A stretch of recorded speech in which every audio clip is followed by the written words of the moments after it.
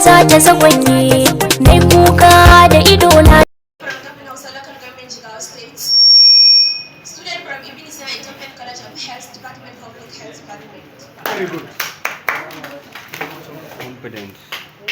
Best of all, I would like to thank Almighty Allah for giving me this opportunity to stand before you. I stand in here to present my paper based on it. Based on it. Introduction, etiology, epidemiology, signs and symptoms, complication, risk factors, treatment, prevention and control. Na biyu, rashin ɗanɗano a baki. Na uku, difficulty wahala yayin yin hadiya. Na hudu, bushewar makogwaro da dai sauransu. Da tsagewar baki.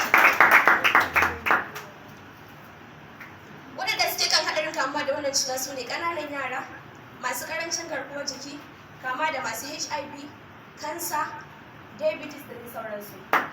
Na biyu, waɗanda ba sa tsaftace bakinsu, waɗanda ba sa yin brush kenan. Na uku, ƙananan yara wanda ba a wanke musu bakinsu. Ƙananan yara kamar babies kenan, 'yan shekara 1 zuwa 2, wanda ba a yi musu brush koda da hannu ne. Su ma suna kan haɗarin kamuwa da wannan cuta.